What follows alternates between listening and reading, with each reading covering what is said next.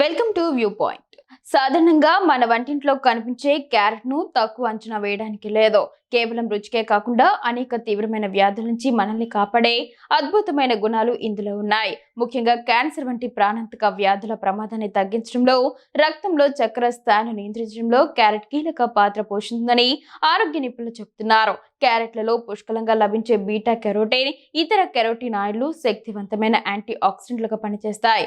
ఇవి శరీరంలో క్యాన్సర్ కణాల పెరుగుదలకు కారణమయ్యే ఫ్రీ రాడికల్స్ తో పోరాడతాయి, తద్వారా కణజాలం దెబ్బతినకుండా కాపాడతాయి. ముఖ్యంగా ఊపిరితిత్తులు, రొమ్ము, పెద్ద ప్రేగు క్యాన్సర్ల ముప్పును తగ్గించడంలో క్యారెట్ల వినియోగం సహాయపడుతుందని అనేక పరిశోధనలు సూచిస్తున్నాయి.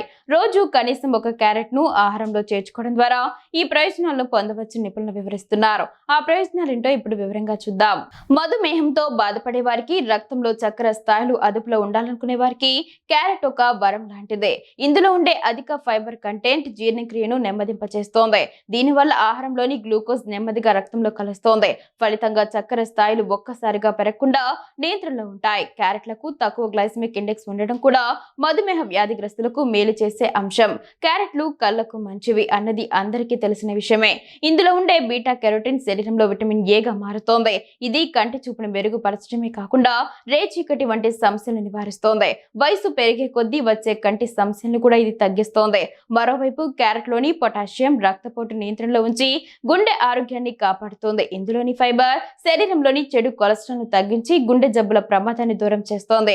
క్యారెట్లలో సమృద్ధిగా ఉండే విటమిన్ సి రోగనిరోధక వ్యవస్థను పటిష్టం చేయడంలో కీలక పాత్ర పోషిస్తోంది. ఇది శరీరంలో ఇన్ఫెక్షన్లతో పోరాడే సామర్థ్యాన్ని పెంచుతోంది.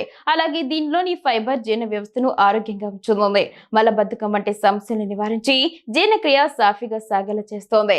క్యారెట్లను పచ్చిగా సలాడ్ల రూపంలో ఉడికించి కూరలు లేదా జ్యూస్ గా కూడా తీసుకోవచ్చు. అయితే పోషకాలు పూర్తి స్థాయిలో అందాలంటే పచ్చిగా తినడమే ఉత్తమమని పోషకాహార నిపుణులు చెబుతున్నారు.